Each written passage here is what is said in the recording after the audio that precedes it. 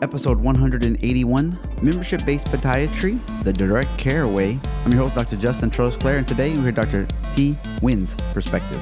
You're joining award-winning podcast host and best-selling author, Dr. Justin Trosclair, as we go behind the curtain and talk to doctors and experts about their specialty, marketing, and home life balance. Let's hear a doctor's perspective.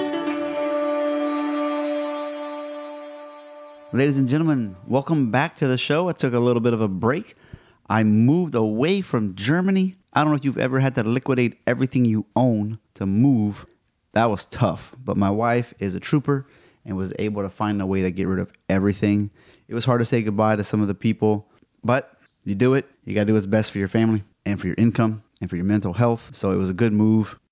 And since then, just setting up a new life and trying to find a house, trying to find a job. So now I'm working kind of a 2-job situation, a normal 9-to-5 chiropractic thing. And then I'm building up a membership-based travel chiropractic. So like I'll go to people's houses and their office or wherever to adjust them and do muscle work and all that type of stuff. Start from scratch is a slow process. I'll tell you that. And that's also one of the reasons why we have Dr. T. Nguyen on the program. She transitioned from your typical podiatry, surgery-based clinic into a cash paying membership style direct care model. And that's what we're going to run through. Why she did it, how she set her fees. She started a podcast. Why did she do that? And she's just very passionate and super exciting to hear other people doing it, not just in chiropractic and physical therapy, but that people are tired of being on insurance. They're tired of the rug around, the burnout, and all of those things. So we'll cover it all. I got exciting news. The needleless acupuncture book, I'll talk about that every episode probably, but over 1,000 books have been sold. Yes, it's on Amazon and people buy it and I'm super excited about it. Still not a lot of reviews. I don't know. It's like, how do you get somebody to review sometimes? It's, please review the show. Please review the book. Please review my clinical practice. It's tough. I did hear a trick the other day. It's an old trick, but it's good. You could have 2 variations of something for someone to read over and say, yes, I like the first one. Let me just change a couple things here, and then they can post it. Because some people, they would like to do it. They just can't write good. They're scared. But if you can write it for them, they'll approve it, copy, paste it over. And I think a nice thing about that is you can highlight different parts of your practice, whatever you're looking for. It was painless. Hours were convenient. Sure, the fee might have been higher than normal, but the value was so high. Oh, he does this new style, this new technique, etc. Change up the color scheme a little bit on the show and the logo a little bit. Just kind of make them a little more fresh. My clinic's definitely got a revamp. I did it all while I was in Germany before I left. And I was just like, look, it's got all of the story brand elements that you want, but it wasn't really visually pleasing. So I went on Fiverr, found some people that do Elementor Pro with WordPress and paid them some money. And I actually had 2 different people. So the main site and then the scoliosis page, I had 2 people do those, and based on the results, I had a couple other little pages that most people frequent and had them change that up, made the footer better and the header better. And that was really money well spent. If you take a look at drjustintrosclair.com, it looks a whole lot better. Again, if you're into rehab fitness, there's 11 episodes that cover courses, styles, mindset, anything you can imagine. 11 different episodes. You can go to doctorsperspective.net/rehab to download those. So let's get on with it. All the show notes and the transcript can be found at doctorsperspective.net/181. Thanks for tuning in.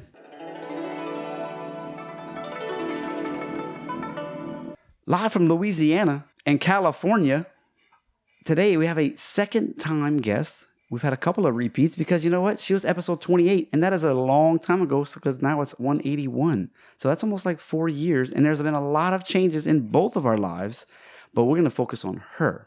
So please welcome Dr. T. Nguyen. Justin, I'm so excited to be here. We both have kids. We both have changed our practice model, and we're both here. Wow, look at that. It's amazing. 4 years for me, 3 countries, and a 3-year-old now. For you, if I'm not mistaken, this is going to be your second clinic, a completely different model that I didn't even know podiatries could do. Spoiler alert. Memberships, and I can't wait to dive deep into that, but I like to take us back to a quick recap of the show before and then sort of how you ended up where you are now. How's that sound? That sounds great. So I re-listened to the episode. You were super about the practice that you had, and you were doing not trying to have amputations. That was your focus. It seemed like preventative diabetes. Very happy with the people that were there. But things happen over a year or two or three or whatever. So what happened there and made you turn into your own practice? And then, from what I'm not mistaken, you got out of insurance and you're like a cash practice now. Yeah, so my husband, according to my husband, says I've been reinventing myself like every 6 months. So the last time we spoke, I was half a group. I joined a group. I had left Michigan, came to California. We both took a job here in separate offices in Santa Cruz. And a year and a half in, or a little bit more, I got pregnant. And when I got pregnant, I let my employers know I want to continue working. I'm just pregnant, no big deal. But then things started to shift. The environment shifted to, I don't know, I wouldn't say negative, but it just made me reposition where I wanted to see my future. In 2018 of January, I made the decision that in order to have the freedom that I wanted to be a mom or to do whatever else in my practice, that I would have to go into a private practice solo. I would have to run my own business, because in my mind, I'm thinking, who is going to accommodate my schedule the way I need it? I have no idea what it's like to be a mother. I don't know what's going to be demanded of me, my body, my mind. So who's better to make that decision than me? So I quickly had to decide how to open a solo practice. And I did that in 2018. I saw my first patient on my own that August. Would they not have been flexible of, say, like, I'm going to just work half days or full days, 3 days a week? Or they really wanted somebody that was going to be there nonstop, 40 hours a week? So some of that's a little bit of a blur, because I think I was just so annoyed at the whole situation, because what had happened was I had surgeries scheduled, and then all of a sudden one day I showed up to work and my surgery schedule was cleared. Nobody had told me they were canceled. The surgery scheduler would not even talk to me. She just said, I'm just doing what I'm told to do, which was to clear your schedule. So I had pulled one of my bosses aside and I said, can you explain to me why only in January, but I'm due in May, am I being stopped to do surgery? And it was kind of like a very indirect conversation about how I became a liability to do surgery. So it was just a lot of back and forth. And at the time, it just wasn't really worth talking on more about. I said, you know what, he's got no interest in making me a better person in the practice. They just want me to do what they're going to tell me to do. And that's just the reality of being an associate. You're just there to do somebody else's job, basically. And so I came to return on investment. Yeah, and there was no growth for me. There was no freedom. There was no way that I could really grow in this position. So that's kind of how it turned around.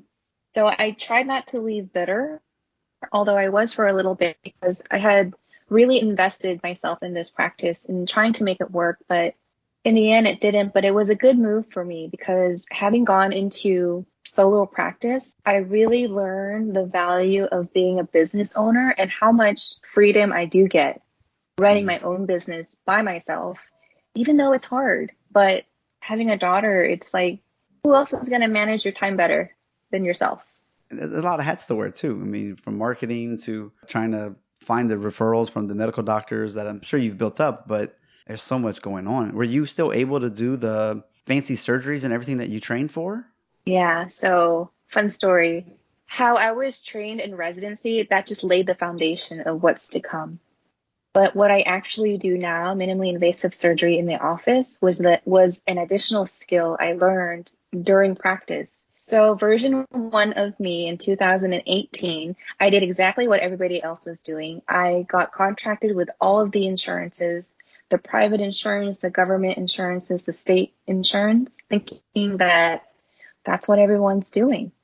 In the end of 2019, I was financially sinking faster than I knew how to get out.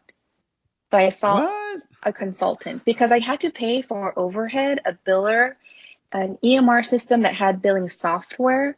I had to pay for the manual labor for someone to evaluate my AR and see who didn't pay. and follow up on that. So that in itself was just an enormous amount of energy suck that costed a lot. Mm-hmm. So the end of 2019, I was like, what the heck is happening? I had not envisioned this to be happening. So I got professional help. And by January of 2020, I started to learn minimally invasive surgery in my practice, how to do it in the office. So I didn't have to rely on the middle people and on facilities and staff who may or may not show up. In my community right now, we have a hard time retaining anesthesia services. So without anesthesia, it was really hard to do surgery at the facility. So I was like, not only like I had to deal with this billing problem, I had to deal with other people. Like I just want to do the work and my patient is there. So me, patient, why is this difficult to do? Yeah. Nobody really wants their foot chopped up with with general anesthetic. So that was version 2 of me. Mm-hmm. was incorporating office-based surgery. So I was able to do everything. I still have credentialing at hospitals and facilities. And so if I had to do bigger surgery that required more staff services, then that door was open. Okay, that's good. And then the pandemic hit, which very interestingly though, 2020 was my best financial year. I don't know why. It just was, maybe because of the new skill, but it didn't hurt me as bad as I thought it would. Wouldn't you say minimally invasive tends to be more profitable because you don't have all of the extra overhead? Yeah. And I'm not saying it's like a PRP injection where like, these guys get $300 or an SI joint block, they just squirt that out all day long. It's like $300, $300. But like minimally invasive, at least it's still like you can do it in house. You're not having to pay all these other people in the hospital and like you said, all this other staff. Yeah, so MIS is beautiful because I can just do it right then and there and everyone's happy. I get paid, the patient is fixed, they don't have to be hospitalized, the bill is not exorbitant. It's really nice. But I was still tethered to insurance at the time, so I was still billing insurance for that service. And then it just got really painful and I said, you know what? No one else in town is doing what I'm doing, so why am I competing insurance with insurance when I really could compete on a cash-based practice, minimally invasive surgery, and no one else is even doing it. So that was kind of the way I was looking at it. I mean, everybody usually has high deductibles and everything. So is it kind of one of those things where, I don't know what the fees are, let's just say it's a $600 surgery. It's $600 whether I use my insurance or if your rate's around the same amount as cash, I would pay it anyway. It just doesn't go to my deductible. Is that kind of how it turned out? Yeah, so I'm trying to think of my old cases. The reason people pay my price is because no one else is doing it. That's where I get my leverage. So regardless of their insurance or not, I mean, people's insurance is deductible, $5,000, $10,000. It's kind of ridiculous. You have to pay that first in order for your benefits to kick in. That's wild. But I charge like $5,000 for a bunion, or it's $2,000 for a toe. Those rates change with time, depends on the circumstances and the complexity, but that's kind of my base rate. Okay. And that's pretty normal throughout? I don't know what other people charge. I just know what I want to charge. Okay. I know what I want to make per hour, per year. And that's how I make the calculation. I don't feel that I can compete with other people with pricing because I don't want to be the Walmart of medicine. I don't want to be the dollar store. So I know I give really excellent care. So I'm very confident in how I price things. It doesn't bother me one way or another because, again, no one else is doing it the way I'm doing within an 80-mile radius. Oh, wow. So I can call the shots, essentially. Yeah, so that's the benefit of a niche practice. How come nobody else is doing this? That seems unusual because I would think if it's good money and it's a little bit of training, I don't know, it could have been a lot of training, but regardless, it would seem like it'd be like a little piece that other people would want to put in their pie. Yeah, it takes personal investment. So if one is lucky to have learned this in residency, then yeah, you have the skill to do it. I didn't learn it in residency, so I had to seek out professional people to teach me. Hold on one second. No worries. Of course, my husband had to be on call tonight, and that's the benefit of having my own schedule. I can kind of do what I need to do. Yeah, no problem.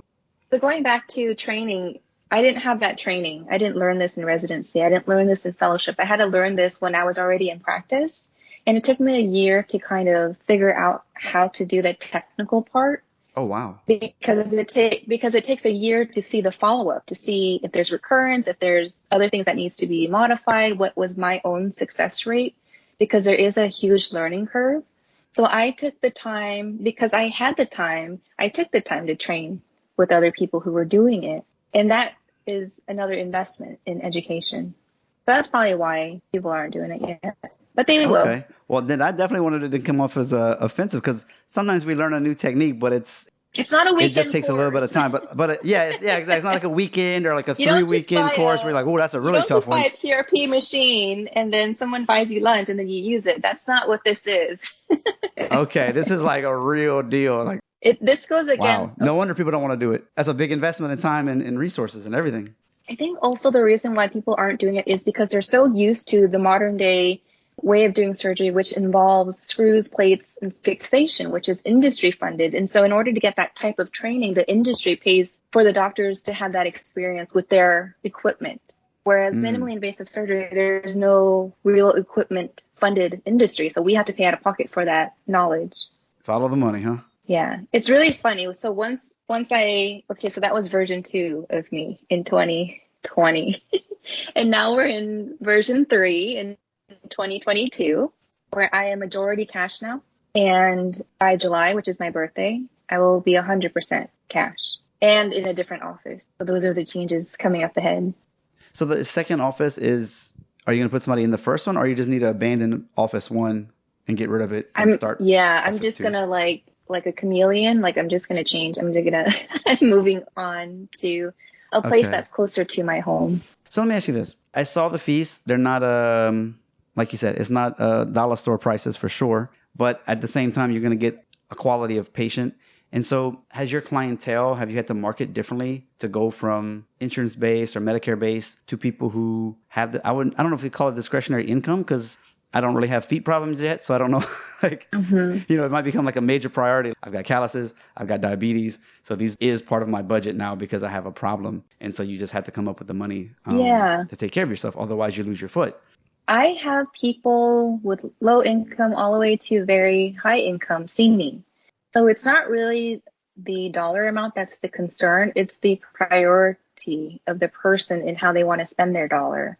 So that's why I'm very transparent about my prices so people know in advance what the cost of the service is and can budget for that. And I have no place to judge how they spend their money. So it's just there for people. If they want my service, they can find me. And if they can't, then that's okay. The problem with the insurance-based medicine is that people don't have that freedom or opportunity to shop around for services. It's not transparent. It's not like you can go to one doctor and say, what's the fee going to be? What's my responsibility going to be? And then you go to the next office and ask the same question and you can sit there and compare. You can, it's just not easy. It's not like going to a restaurant and you're picking one or the other. And they never give you the codes. They don't give you the prices. They don't really even want to. They're going to give you the runaround like, oh, it depends on what insurance you have. Oh, it depends on this, whatever. And I found that to be so frustrating and so unethical to receive a surprise bill after the fact. And there was no freedom to choose. You really did not get that opportunity to pick what was in your budget. This was interesting to me, the callus removal thing and even like the diabetes thing. There's a fee per month with a commitment. Does that actually include a visit or is it the membership fee is the privilege, the concierge part to actually access me on a easier scale? Like how does that play out? So version 3, I'm evolving in how I'm designing this membership model. I have not met a podiatrist who have created the membership model that would work for me. So I'm kind of just freeballing it, if you will.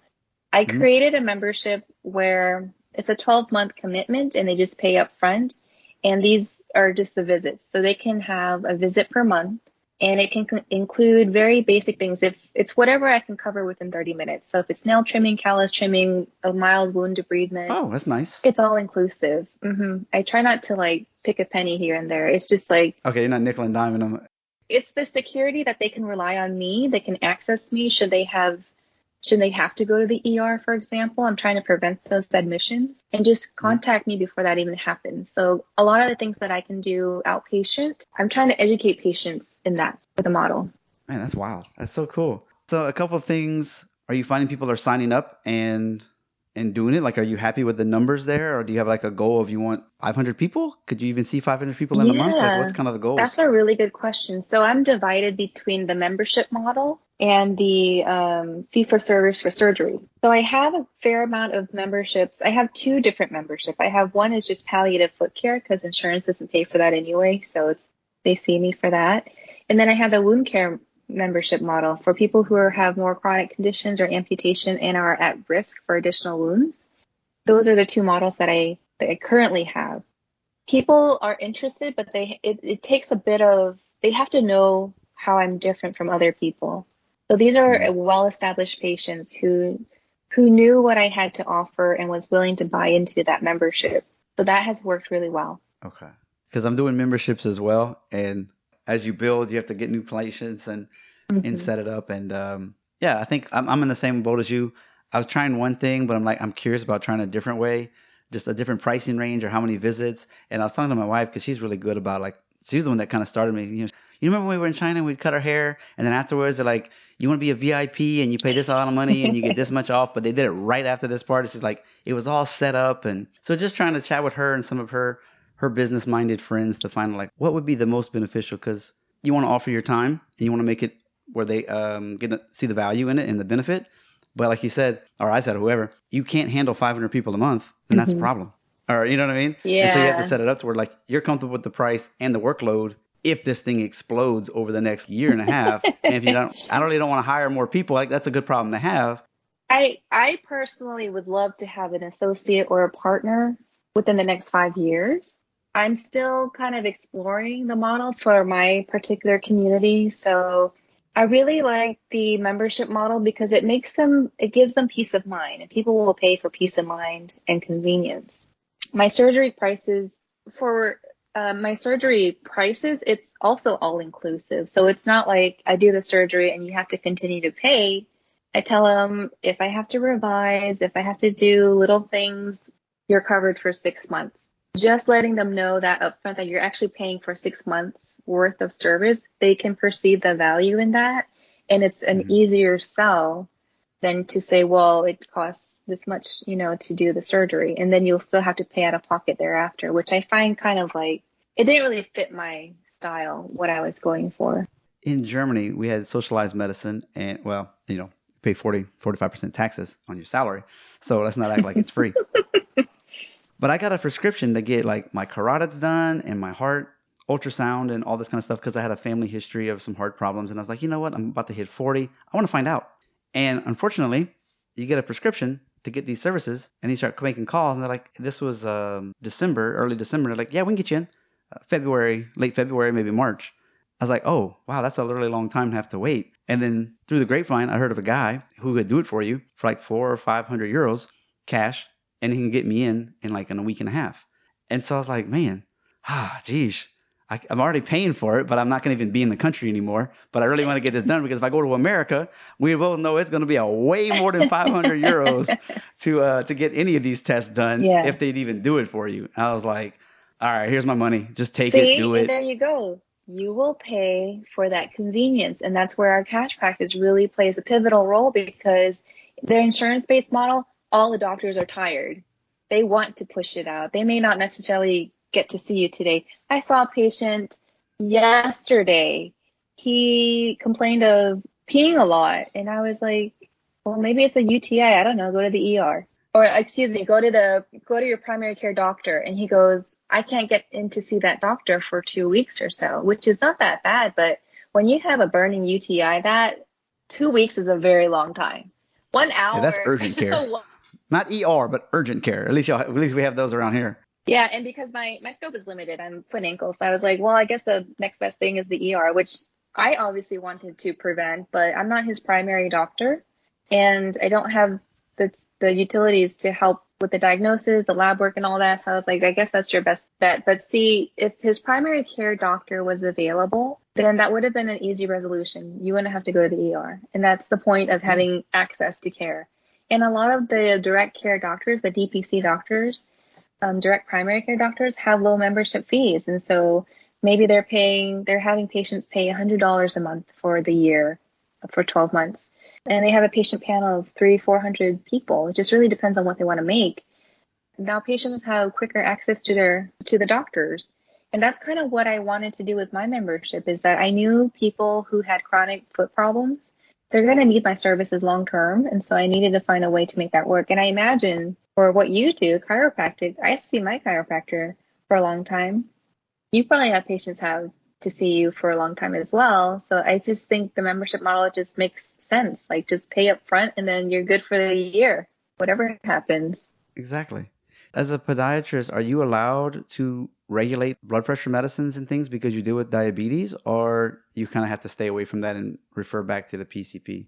I do what's within my scope. So if I'm treating infection in the foot, I prescribe antibiotics.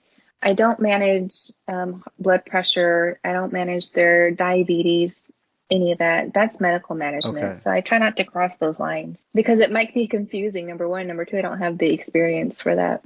Yeah, I didn't know how deep it goes. Hey, you said something direct. Primary care, DPC. I was thinking maybe of something else. I know when we word our membership like contracts, I don't know if I'm sure you have contracts of some sort. You can't call it a discount plan. You can't call it an insurance plan. Mm-hmm. There's certain legal terms, and I know there's a couple of web pages. Maybe I'll link them to the show notes page today where they have access to that, because it's for like a dentist. A couple of dentist podcasts that I listen to, they do a lot of membership things, and they talk about this. They want you to know, like, hey, when you write it out, you can't call it this because you'll get in trouble. But it's very common in certain professions to have this concierge thing, and this is how they word it, and it's in a lot of statutes, so you do it correctly. Yeah, so I actually had a lawyer who's well versed in direct primary care, so she knows what's happening on the legal standpoint. And in California, I don't know exactly what's happening in California, but the verbiage is it has to be very clear that this is not a type of insurance. Right. It has to say that this is not insurance. This is not a discount plan. This is just whatever it is. And then you have your terms. Very good. If I'm not mistaken, you have a podcast. What's going on? I just started a podcast. Yeah. I feel kind of silly talking about it on the one hand because all of the world does direct care.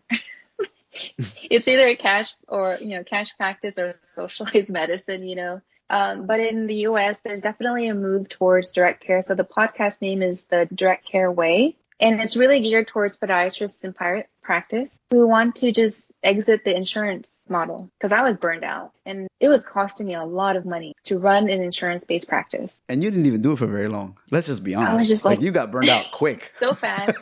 I got busy really fast thinking I was doing a service, but I was not doing a service if I couldn't make a profit. Mm-hmm. I had to let go of staff. I had to let go of patients because I said, there's just no way I'm going to accept $18 for my time. I just can't do it.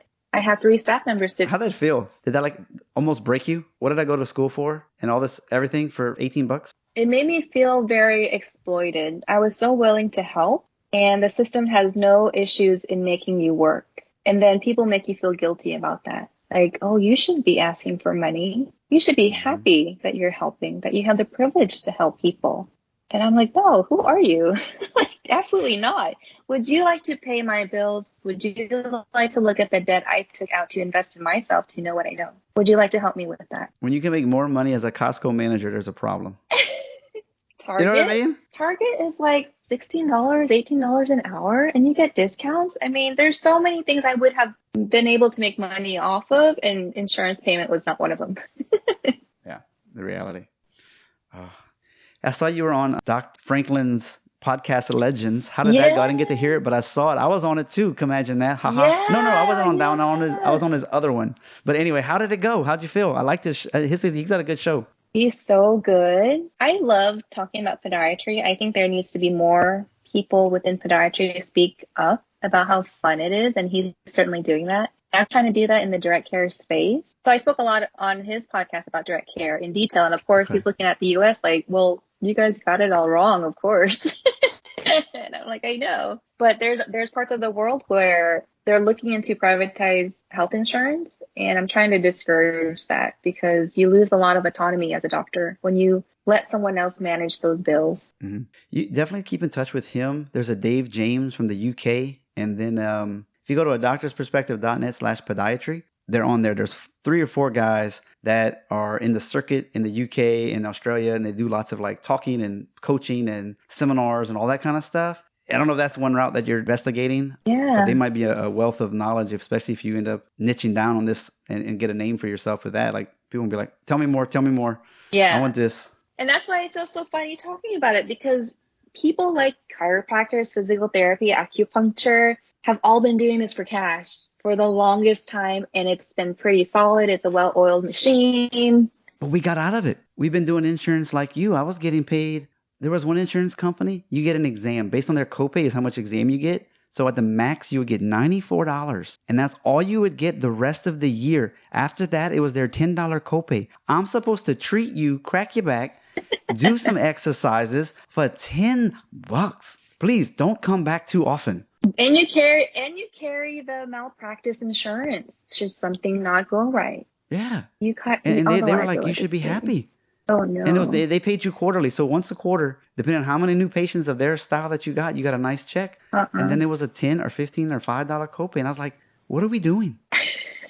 What is this? And then the other ones, it's either a flat fee. No matter how many services you do, you get a flat fee. Or it was you can do at least 3 services to reach that flat fee. And if you can somehow get 4 or 5 services, now you're actually finally breaking, that ceiling and you're making some good money. I want to talk about that because this is what I've discovered. If you're an insurance-based practice, you're offering insurance-based care, which means you have to have volume to make money, which means you're not going to offer innovative treatments if the insurance doesn't pay for it, because you come with a judgment that patients won't pay for it.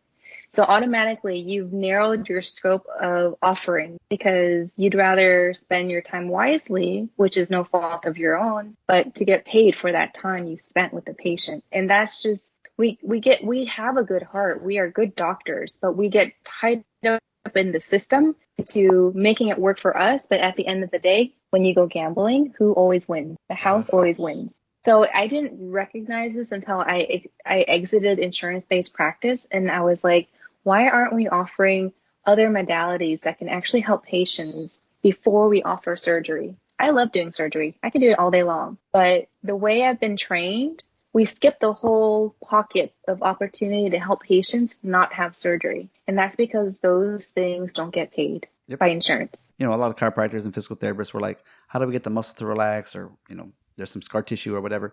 And so, we got all these little tools and all these fun things that we can do that don't cost that much. But there's a machine called a shockwave. I'm not mistaken. They're $20,000 to $35,000. I've got one. So, okay. So I don't know. You probably don't use it for musculoskeletal. Maybe you do. But I guess people probably charge $50 for that in the chiropractic realm for a few minute session. But that has to be cash. And so even at $1,000 payment a month, that's a lot of visits to meet that payment. And you're still having to overcome like, all right, so I got this copay and then my deductible. Yeah. And it's another 50 on top of that. I feel, do we really need it? No, I got to start selling you packages of 6 and 10 up front. Otherwise, you're not going to use it. And then there's so much involved and you become this massive salesperson for a technique that they really need. But, that's a big price tag to get one of those machines. Do you like it? You use it for musculoskeletal stuff? Yeah, so I have the shockwave machine. I do sell it as a package. I like it as an alternative. I don't think there's any one thing I offer that is the end all. Not steroid injection, not PRP, not surgery. So shockwave therapy is just another tool for another type of patient who's like, is there something else besides surgery? And that is the thing. And I found that it helped probably 70 to 80% of people I offer it to. And wow, that's pretty big. So that's how I sell it. I say this is an alternative way to help your soft tissue problem that is non-steroidal and it's not surgical. And if you want to pay for it, it's there for you. And if you don't, I don't try to push it. I'm not a car salesman. I have the tool and you're welcome to use it. And that's all there is to it. Very nice. This is good. You got some stuff up your sleeve.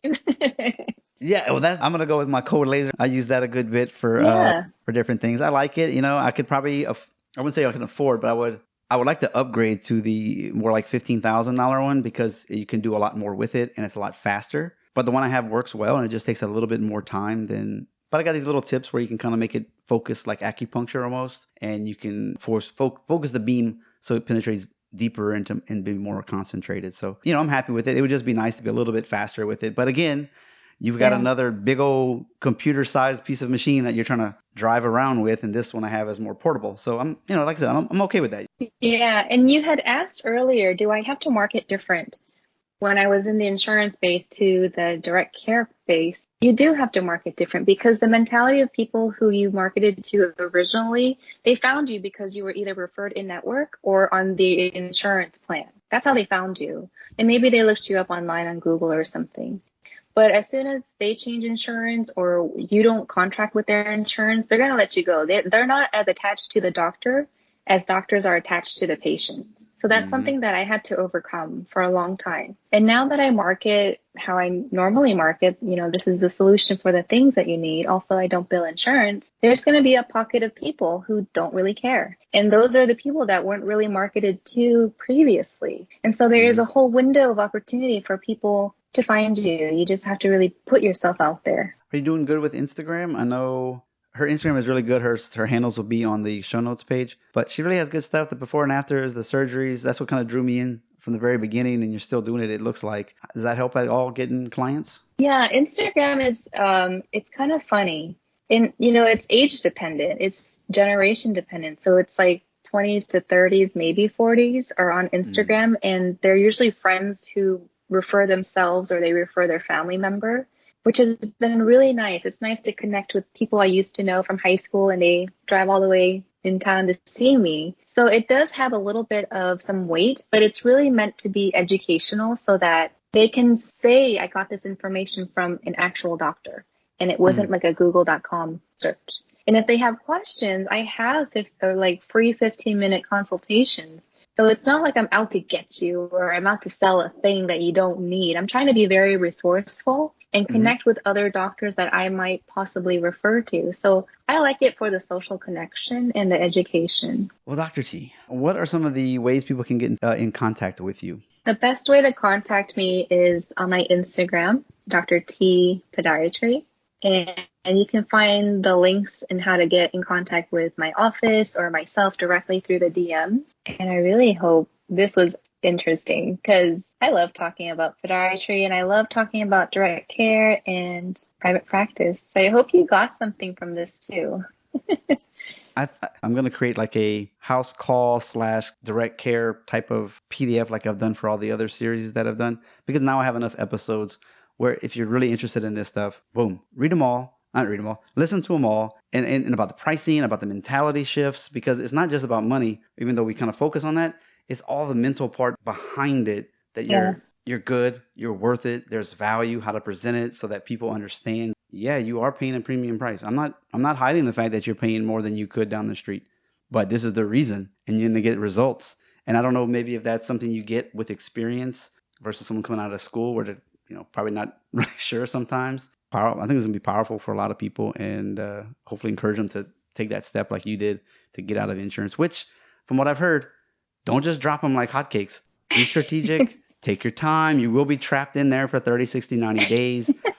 You might start with the worst ones, and then over like a year or an 18-month period, slowly start dropping all of them. So like you don't just have this massive hit in your income too, because you're still going to have all that same overhead for a while before you can kind of scale. Because honestly, you can scale back some of your staff and probably different things when you don't have to take insurance after a while. Yeah. And if you really want to save money, a virtual assistant can do wonders for a private practice. Do you recommend the Philippines or like just stay local? They're not local. The companies are U.S., but they outsource their staff. So I've had Hello Reach from the Philippines, and I have Nguyen from Mexico. Do they answer the phones, or what do they do? They do answer the phone. They do scheduling, follow-up calls, insurance verification for the one insurance I have left. Whatever needs to be done by phone, they'll do it. My personal calls, they handle a lot of stuff. Yeah, they're very, very helpful. This is HelloReach.com? Hello Reach was one, and Go Lean is the other one. Hey, you might like this. I'm hiring my first VA to do all of the blog and the content. Like I probably have about 100 different things I need to put up on there that I just haven't done. And then I want to convert my top podcast episodes into something that's usable for my clinic site for SEO and everything. And so I'm in the process of hiring someone right now to do all of that for me over like a 3-month period, but it'll give me content for like 3 years. I'm like, this is totally worth it. And it's so affordable. Where did you find this person? Was it a company? Yes, onlinejobs.ph. Yes, I was gonna say that's a really good one too. A lot of Yeah, people because they refer only that pay one. for the ad. It's like they don't take a cut from your salary for their salary. It's just you pay to post your ad. It's a month. And I'm not even getting sponsored by this. Maybe they should. But Hmm. but yeah, it's like one-time fee or a monthly fee to find the person you need, and then at that point, all the salary goes directly to them, which I like because apparently sometimes you might quote pay them $500, but they might only get like 275 of it, and I'm like, that's not cool. And I have to say, these virtual assistants that are out of the country, they're making a lot of money with what we're paying them because their cost of living is way different from the US. I had spoken to my first VA from the Philippines. I had asked her, what does a nurse get paid monthly in the Philippines? And she said, I make more as a VA than I do as a nurse. Hello. So she was happy. So there's nothing unethical about outsourcing and paying less for really good care, really good quality service. In the Philippines, they speak English as a first language, so you don't have to Hmm. worry about some really bad broken English or something like that. And they're really easy. They're like hard work is just part of their DNA. They're just really Yeah. good at pleasing. Yeah. Yeah, they have a strong, is it Catholic, I think? Deeply rooted in like Christianity in their culture as well. So it's kind of like in the South where I'm from, there's like that underweaving of being, I don't know, kind of have that Service. ethical. Yeah, you know, they can, Hmm. you have a little bit more of like that guilt. You got to do do the right thing all the time. Yeah. And, you know. They're very good at their job. Yes. Yes, they are. Oh man, where are we going? Where am I going with this? Where Anyway, are we? Dr. T, thank you so Okay, much. tonight. Oh man, any parting words for our people? No, of course. If you decide to go into a direct care type of practice, it's really easy to do. It's not hard. The only thing you need to get over is your insurance-based practice mindset. And my podcast can tell you more about how I pivoted from insurance-based to direct care. You mentioned Tyson Franklin, Podiatry Legends is another source. A lot of free sources out there just to kind of wet your whistle on what it's like to have a direct care practice. And you, Justin, have your own direct care practice, a traveling chiropractor, which I think is incredible. And that's also another good resource, how to have a cash practice free of insurance. Yay! Whoop, whoop. All right. Thank you so much. Her show will be doctorsperspective.net/181. All the show notes and the transcript will be on there as well.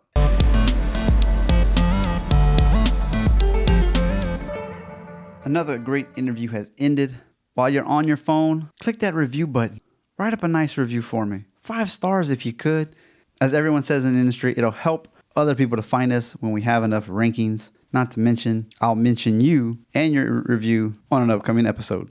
If you're looking for one sheets, if you're looking for all the books that people have recommended, you can just go to doctorsperspective.net/guide. And that's going to give you everything you need to know. The top episodes of 2017 and 2018, the Podiatry series, Dentist, Acupuncture series, Holiday 2017, Financial series, how to write a review, how to support the show like buying a cup of coffee, getting swag like t-shirts, the Today's Choices Tomorrow's Health book, that's the blueprints for better health, exercise, picking food correctly, and financial.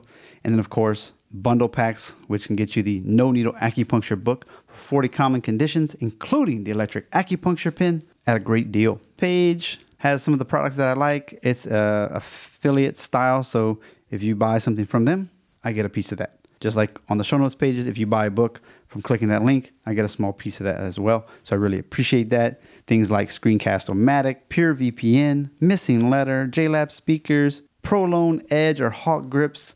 The trilingual coloring book is now 5 languages: English, Spanish, Chinese, German, and French. So pick one up for your own kids, your nieces and nephews, and also for your office so these kids have something to do. Again, that all-encompassing one link is doctorsperspective.net/guide, GUIDE. Once again, if you do need any coaching on how to improve some of your blood work, drop weight, and the Prolone diet, fast mimicking diet, 5-day plan, let me know. As well as if you just need some coaching, whether it's health, whether it's marketing, whether you need some practice growth, etc., reach out. Facebook, Justin Trosclair, MCC. Of course, out of doctorsperspective.net on the top right, you got all the social media icons that you can imagine. Click your favorite and reach out. Thank you so much for tuning in. Please tell a friend, pass it along. You can go to .net/listen. It's just that easy. It'll open up right in your app. And don't forget, I appreciate you. Listen, critically think, and integrate. See you on the mini-sodes. Hope you're enjoying those. I'm definitely having fun summarizing these podcasts in less than 10 minutes for you. You get the nuggets without having to waste your time. Have a great week. A doctor's perspective. Learn stories of success. Avoid struggles they've met. When doctors of all kinds come together to help you shine. So sit back, take it in.